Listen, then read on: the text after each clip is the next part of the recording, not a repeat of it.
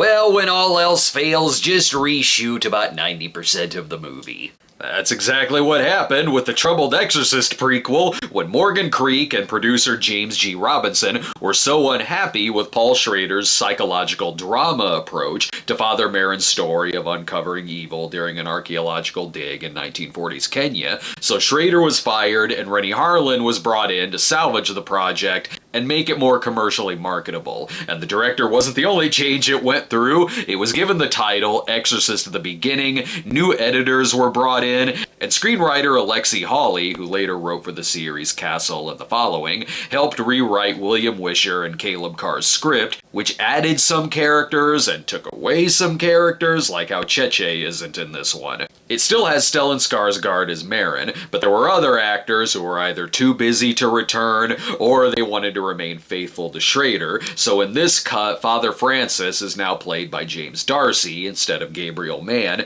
and Dr. Rachel is now Isabella Scorupco instead of Clara Bellar. Naturally, Morgan Creek wanted a much gorier film, so Gary Tunnicliffe of Candyman and some of the Hellraiser sequels was brought in to do effects work, though it did still keep Dominion cinematographer Vittorio Storaro, and Trevor Rabin also worked on the score of Dominion as well. Yet, even during the filming of this, there were still problems, as Harlan broke his leg, which delayed the shoot even more, given they basically made 2 movies. That resulted in the initial budget of $35 million for the Schrader movie to be skyrocketed up to a $90 million budget. Guys, you could have just made about 20 Beyond the Door movies for that kind of money. This one already starts way different. There's no Robin Hood music over the Morgan Creek logo. What gives? I wonder if the editing will give it away that this is the studio-approved version of the film.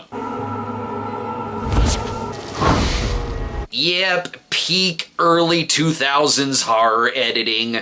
It actually does show a little backstory here on the Byzantine Church by opening the film in the 5th century when a priest wanders this post-apocalyptic wasteland. The Schrader version began like an X-Men prequel, but this one got a note that says, make it an early version of Thor. This has got to have something to do with the tiny head of Pazuzu found in a crane machine. Good God, not only did they put up extra money to make the Harlan version, but it seems like all the money went to the Harlan version. One of the weirdest changes, though, is that the Schrader one was set in 1947, while this one changes it to 1949. What? Why? That just seems petty. The way this is going, I wouldn't be surprised if they demanded to put Aladdin in it. And while Father Merrin may have seemed like a priestly Indiana Jones type in the other, here they start him out looking like Belloc. One of the added characters is Ben Cross as a shady antiques collector, and here he's the one who hires him to uncover the 5th century church. I do like some of the dialogue here. So you think I'm a thief? Now you think I'm a thief and a whore. No, I've got 3 Egyptian ladies waiting in my hotel room. He's still a former man of God here who has lost his faith, and it is for the same reason, due to the atrocities that he witnessed during the war, although here it's shot like it's in the Snyderverse. Even when they redo the scene again with him and Major Granville, it's got a sweet, edgy horror movie filter. Alright, get the new Father Francis in here. This is Father Francis. Imposter. You look nothing like Father Francis. There's way more exposition dialogue here, like how they're mostly explaining things that the characters should already know. Some little changes are getting a laugh out of me. It actually is fun watching the 2 movies back to back, like when they redo the scene with their translator, only in this one, they opted to put the top down in their vehicle. It is a nice sunny day out. And I'm watching the same scenes again, only with more crane shots. It feels like I'm watching a Guy Ritchie heist movie. Look, it even has Alan Ford from Snatch and Lockstock in it. Now we meet new Dr. Rachel, here renamed Sarah. Okay, I'm guessing she'll turn out evil. She is giving off a more femme fatale vibe here. I'll say this about the Harlin one. I'm not saying yet if it's better or worse than the other, but I am only 14 minutes into it, and I already have way more notes written down than I was able to make in the Schrader one. That's saying something because it is the same movie. They find the church again and realize that it's in excellent condition for being buried as long as it was, and for whatever reason, they still use the same lousy effects shot of the hyenas. The line delivery isn't quite as dry here. In fact, Marin is given a bit more of a personality in it, like little things, like him being good with the kids in the village, and he's kind of a badass, like when he stops the drunk man from throwing a bottle at the kid. I also like how every shot makes total sense that the composer of the film also composed the National Treasure movies. Oh, and you know what this is gonna have more of? Of course it's gonna be jump scares! And statues that sneak up on them. Look behind you, Father. Jesus! The mystery sets in here where something may have broken in beforehand and desecrated the cross. This place still looks better than the pigsty they have us staying in.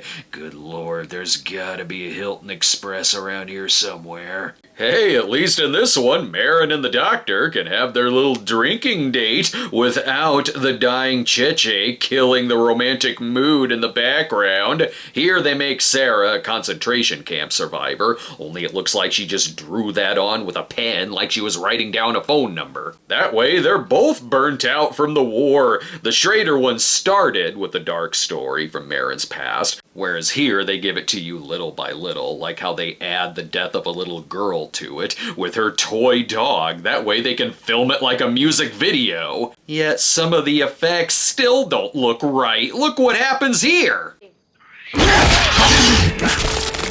I said make the hyenas look better, don't just add more with the same terrible effects. This one lingers on them way more. The Schrader one had an excuse of, well, Morgan Creek didn't give him the money to fix the effects, so what's the excuse here? This should be a horrifying scene because they're ripping apart a kid, but it's impossible to be disturbed because of the bad CGI. But meanwhile, in Michael Bay's Pearl Harbor, there's only one man he trusts for the job. The Gemini Killer. Oops, wait. I mean the original lead archaeologist who has been driven mad from the dig. By that I mean he's clearly possessed, closing doors with his mind before killing himself. May God have mercy on this pointless scene. Let's take a break before they add spontaneous explosions to every scene. Soon all will be possessed, but the first to be taken is the child. Beyond the Door 2, rated R. Coming soon to a theater near you. We're back, people. You will need this against him. There, I'll add the bitchin' explosions myself. You know how else I can tell it's the studio version? The Schrader cut had a regular dream sequence that set up that you're about to see a dream, whereas this one does the cheap gimmick of, uh-oh, is this really happening? Nope, fake out dream sequence for no reason. Then when she wakes up, it just gets awkward.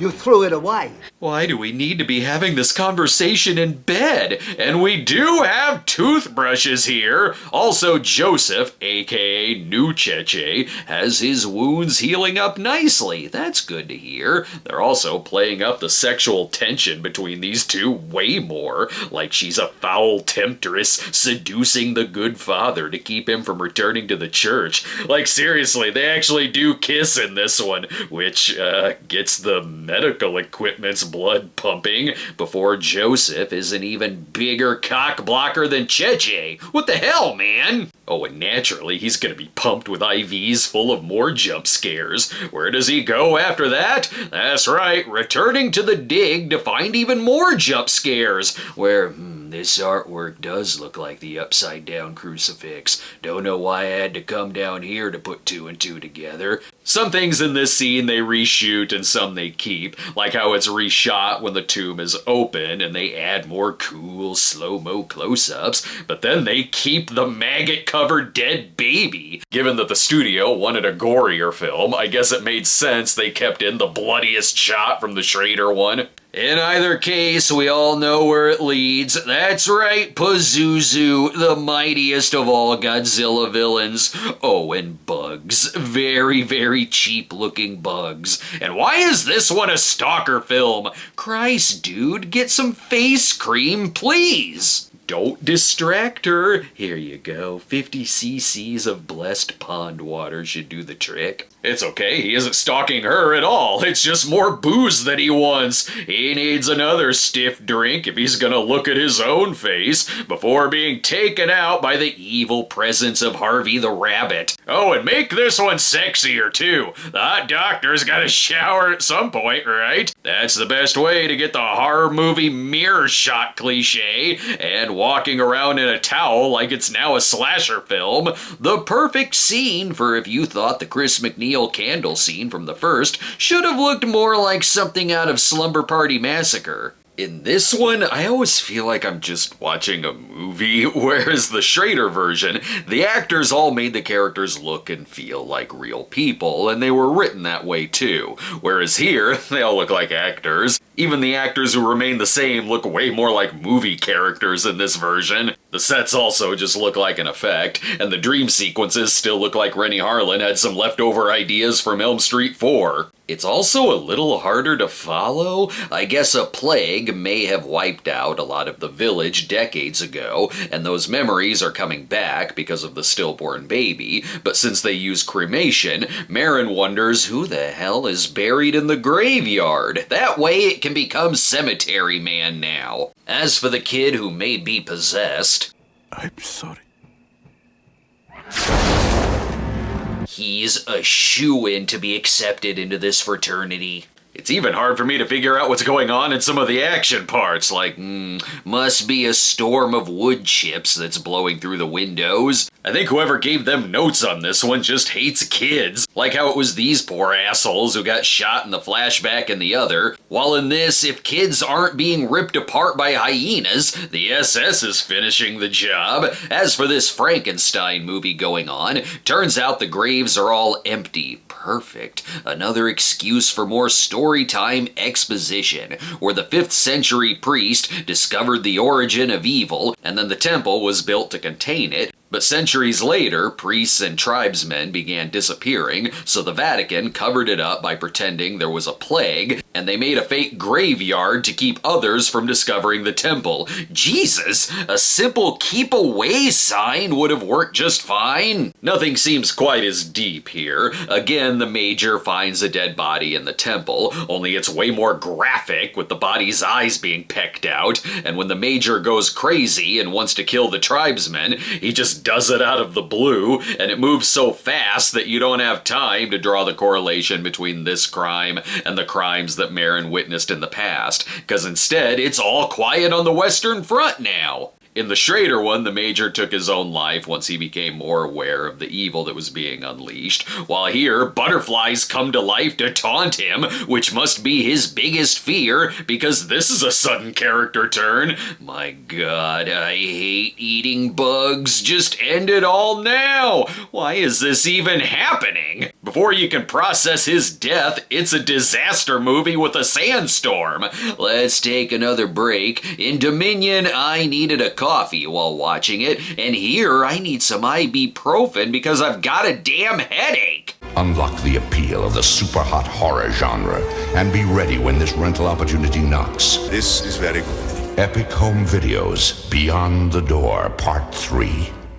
Welcome back to Exorcist the Beginning, shot like he's gonna hide in the fridge to survive whatever that is racing towards him, while Father Francis is gonna do what he can for the sick boy. There's gotta be some Pepto around here somewhere. I'm getting a stomach ache from the various plot points that it jumps back and forth from, like how it looks like we're getting a war film climax, or he's stumbled into a crime scene from Seven while looking for Sarah. And why is there a twist? Sarah isn't just simply a doctor. She was once married to that guy. Who the hell is that guy? Did you forget? He was the former archaeologist who went crazy from the dig, which means Sarah may be possessed too. And she is. You think it's gonna be new Cheche who Pazuzu has taken over, but nope. The kid must just have some tapeworms, because evil Sarah is the real villain, looking like the writers made a mistake and didn't watch The Exorcist, but instead watched the knockoff The Eerie Midnight Horror Show. This is a little silly, like, guys, they have guns. How did we think this was gonna turn out?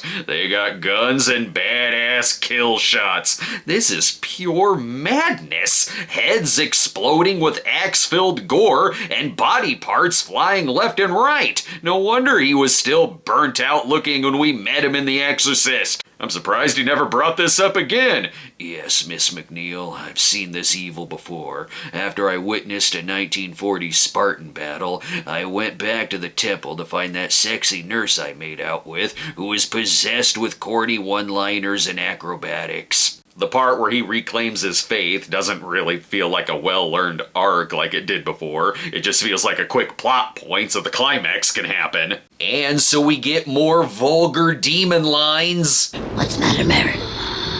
Don't you want to fuck me anymore? Well, I didn't say that. This movie is ridiculous, but they are a fascinating watch when you view them back to back. It's like looking at a movie pitched in two alternate universes, where in one universe you have Dominion that's like an A24 movie, and in the other universe there's Exorcist the Beginning that's like a Platinum Dunes movie. The Schrader version had way more of a voice to it, where it was made by someone who wanted to tell a serious philosophical story about one's struggling faith in the face of evil, whereas the Harlin one is just Studio Notes the movie. Schrader's has bonus points for it really feeling like it is in the universe of the previous three movies, while this one really is nothing more than an overproduced mummy knockoff. William Peter Blatty was a fan of the Schrader one. However, Harlan's he found to be insulting, and apparently he and Schrader laughed a lot during the premiere. That said, I don't think either version are as bad as the reviews are. It just depends on what kind of movie you're in the mood for.